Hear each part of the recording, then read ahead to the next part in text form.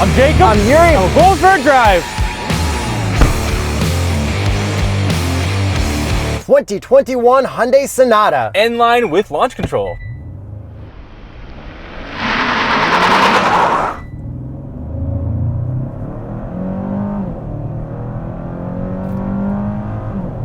That's pretty good. Horsepower and torque. 290 horsepower, 311 pound-feet of torque from a 2.5-liter 4-cylinder turbo. Okay, that's a lot of torque, but that launch control did not do this amount of torque justice. Yes, because out of launch control, we've been burning out these tires non-stop in Sport Plus mode because it turns off the traction control. But I think this is our first Hyundai ever with launch control. I don't know if the Veloster N had one, but I guess that was manual, so it was different. Yeah, it did have one, but it was manual. So it was like kind of okay, and you can adjust where the RPMs go for your launch too. Yeah, use your cruise control settings, which is really nice. And you had to have traction and stability all the way off for that launch. Yes, because if you just put in Sport Plus, it only turns off one traction, you have to have everything off. And Hyundai wanted to get this in our hands so early, they gave us a pre-production model. They say it's pretty much 90% final. 99% final. Well, there you go. So it actually is going to be pretty damn close to the final version. And this is not a full-out N model, and there is no full N model coming for Sonata as far as we know right now. Yeah, that's right. So N Line actually gets you a bunch of stuff, which is really nice. It's not just like an appearance package, you actually get a better engine. So this is the exact same engine that you would get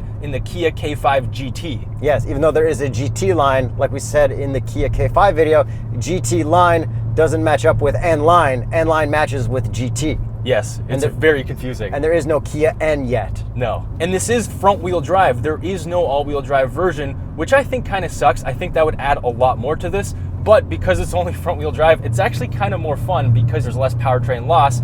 But there's actually kind of no torque steer in this because you just end up burning off the tires, which doesn't give you grip, which you need to get torque steer. And I wouldn't want this in all-wheel drive, you know what I mean? Like, whatever. I get it, but it would be more performance. Yeah, but like you don't need that for this. No, you don't. This is just like giving a little bit of extra power to a front-wheel drive car. And with that extra power, I'm actually not going to launch it this time. I'm just going to floor it.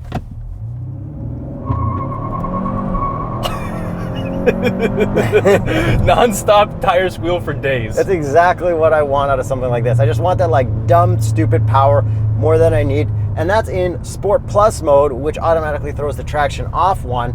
If you have it in just Sport mode, it controls your traction a whole lot better and you actually get that power to the ground quicker. Yeah, and this car actually has quite a bit of power. It's actually fun to drive, which I really didn't expect because it's front-wheel drive, a little bit bigger, it's a Sonata, it's actually fun to drive. Like you can just floor it and that turbo spools up pretty damn quick because you get full torque at like 1200 RPM, even less than that. Yeah, and then this obviously does have that pumped-in audio right now, but you can turn it off, so that's nice. Yes, and the pumped-in audio isn't even that bad. Like the tone of it is actually pretty good. And I guess this kind of competes more directly with that Toyota Camry TRD. Yeah, pretty much. And then I guess a faster Accord. Yes, the Accord Sport. And I think it does like a pretty good job of like sliding in there. Yeah, really good job. And the other thing that's cool about this is we have an 8-speed wet dual clutch transmission and it shifts really quickly, especially in Sport and Sport Plus mode. So if I downshift, like that is really quick. And then it upshifts pretty quick as well.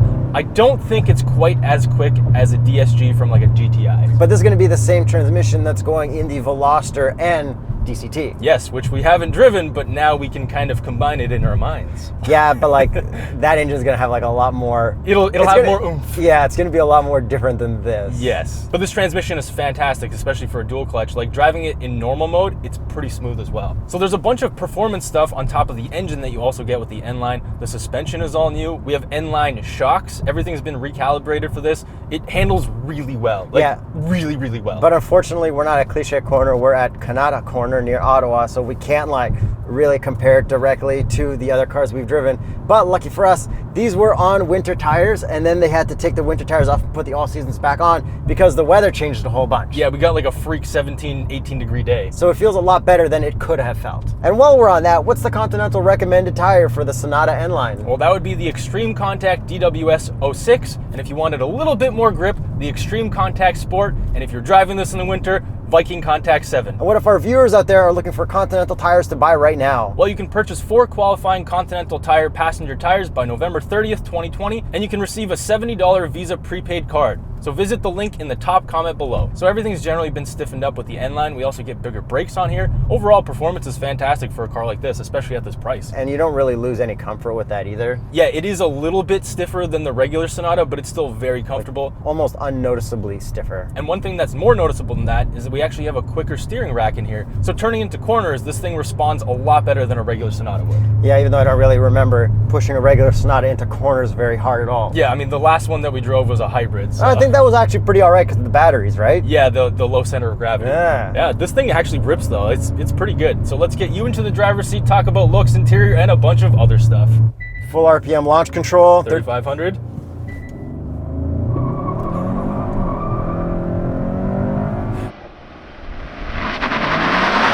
Okay, that did a really good job of actually like hooking up and pulling me through that, considering how much tire squeal we can get. Yeah, considering traction and stability are off, it did a fantastic job. And handling through Kanata Corner, a lot more fun than I thought it'd be in a Sonata. And looking from the outside, I know how cool this looks ripping through. Yeah, it's just like a giant catfish ripping through. Okay, I like the catfish look. We've been seeing a lot more of them on the road lately. I think they look fantastic, especially when it's kind of dark outside, but only the DRLs are on. And if you like seeing the newest cars reviewed right when they come out, maybe subscribe to our channel. We do it all the time. So the front end on the normal Sonata had a couple different versions. The one with like that little hook at the bottom. But this one just looks super aggressive. We've got more little vents, a lot of fake vents, but it just looks really good from a distance. Yeah, this is by far the best looking version. And this is in red, just like the other Sonata we had, so you can see like a direct comparison of how much more aggressive it looks. There's this really cool photo that they had for like a press photo, but I'm pretty sure it's like fake 3D because it's almost too perfect. And if you look in the grille, you can actually see the front mount intercooler, which is like a vertical mount on the right side, which is pretty cool. And there's no N line or N badges under the hood. Yeah. But we do have a little bit of like cool design down there, I guess. Yeah, we got a turbo badge. And then moving around to the side, I absolutely love these wheels. Yes, they are very cool. Hyundai always knocks out of the park with interesting designs across Kia and Genesis as well. Yeah, because if you look at them in certain lights, it just kind of looks like a twisted 5-spoke, but in other lights, you can actually see that it's multi-spoke. And what would be the oh, we already did this. Yes, we did. And then as for your side body lines, same as the other ones, it's got a very cool shape that connects the front, back, and the middle. But I think the Elantra body line is cooler, but this is also very cool. And we got a little bit of a side skirt on here as well. Yeah, all the way around, blacked out. I think that makes it look more aggressive. And even in white, this looks really good. However, we wanted red, so we had a bright thumbnail. And moving around to the back, we got some weird looking exhaust tips. Not a big fan of these ones. Yeah, they've been doing a bad job on a lot of exhaust tips for a lot of Hyundais where they kind of just look like they're hanging and they don't sit perfectly and you can like kind of see a gap around them. They definitely need to work on that for the N lines and even like the Tucsons and stuff. Yeah, because if you're gonna do these style tips, I feel like they should be connected. Yeah, I don't know. It's just something that doesn't look perfectly right. Yes, but they nail it on the ends. Yeah. There's only one. And then I guess since this is an N line, we should listen to the exhaust. It's slightly different. Let's take a listen to the outside. Subtle, but you could hear that there's a good tone hidden back there somewhere. And it's not a valved exhaust, it's just a tuned exhaust compared to a regular Sonata. And then the rest of the trunk, we've got the cool Sonata taillights that kind of go around like devil horns or whatever. I think they look nice. We've got the button for the trunk in the Hyundai logo at the top, which is cool, nice little hidden feature. Yeah, or you could just walk up to it because it's got the smart trunk thing. Yeah, but sometimes you gotta like walk away then to walk back up. Yeah, but this is definitely one of the worst rental cars because nobody knows about that button. Oh yeah. So overall, looks-wise, is this a huge improvement over the other Sonatas we've driven? I think so. I didn't expect it to be as much of an improvement as it is. Enough of an improvement to make it matter, and I think if you had to pick a color for this, I'd probably go white. I actually don't know what color I'd pick. I have no opinion on the color on I don't even know if this comes in that cool yellow that the other if I could, I would do that. I feel like maybe you can. Then looks-wise, this over the Camry TRD, over the Accord Sport. I would actually pick the Kia K5 GT. Oh, yeah, you're okay. That does look better. Those headlights are so much better than this Catfish. But then handling, is this handling better than the TRD Camry? Because I feel like that was better, it just needed some stickier tires. Yeah, that one was really good, but I also don't have any complaints about this.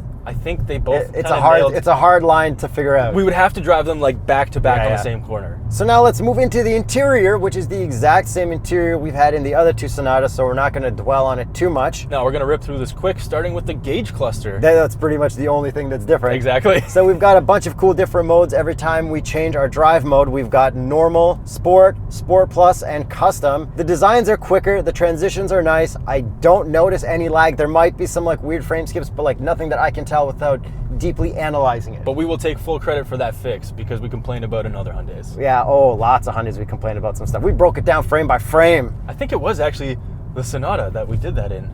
No, it was the Sonata. So they fixed it. It was the Sonata in the venue program. Yeah. We did stuff. You're not the only one, Shmi in Engineering Explained.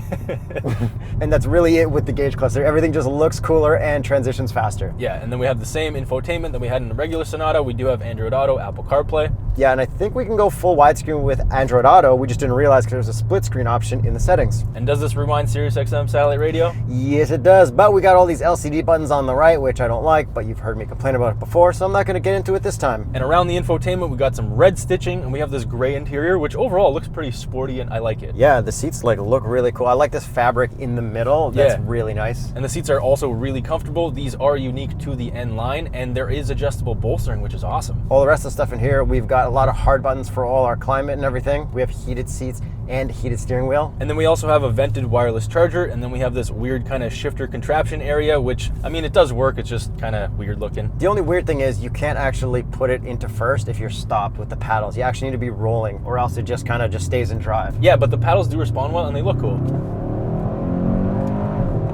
It will automatically upshift for you. That was a pretty hard shift that I did myself, though. You could really feel it kick in. Then we got a head-up display, just like all the other Hyundais, all the good stuff in there. Got 2 cup holders. It'll fit a small cup, no problem, but it doesn't have a cool gimmick cup holder like the Elantra that is also out right now that you should be watching. Definitely watch that after At this. the same time, 2 screens. Crazy. And what about the visors? I'm pretty sure it'll pass. 3, 2, 1. Yes, full pass. And the only other N thing in here is on the steering wheel. That's the N logo. It's nice. Yeah. Oh, and this pattern here I like. I don't know what this is. It's like not carbon fiber, but just something interesting. Yeah, definitely cool. Lines. How about the back seat room? Back seat room is fantastic. And we'll just show the clip from a different one. And then this also does have the good highway driving assist and lane keep and all that stuff, radar cruise, that we love in all the Hyundai Kia Genesis models too. Yeah, it works fantastically here. We don't have highway driving assist 2, which is the most up-to-date one on certain products. So I guess we should probably get to the price. $37,999. World's first information drop for you guys. Canadian. Canadian. Okay, I think that's kind of okay. Yeah, it's totally in line with its competition. This would be like a Jetta GLI, an Accord Sport, a Kia K5 GT, and a Toyota Camry TRD. Okay, this over the Jetta, this I picked for sure. This is definitely one of my favorites. This and the K5, I think the K5 looks better than this, so I would go K5. I would actually just go K5 based on the looks alone. And then this against our TRD Camry, I think the Camry looks cooler. I totally disagree. I think it looks totally childish. Yeah, but, which is cooler, but I think I like the functionality of everything in here more, and I would enjoy my time more in here. And the interior is also better on this than it is in the K5 because we don't have that digital cluster. And then I guess this compared to the Accord, I would take this unless I can get the Accord in a manual, in which case I would take the Accord, no questions. Really? Well, Accord 2-liter turbo manual, like. Yeah, I mean, that's it's cool. No one else has something cool like that. But 8-speed dual clutch is pretty cool. Yeah, but not as cool as a manual. Let us know what you guys think is cooler, that, this, or anything else we just mentioned. And check out this video, which is the Elantra video that we also filmed today and posted today. Right here. 2 videos in one day. Crazy day. That's embargoes for you.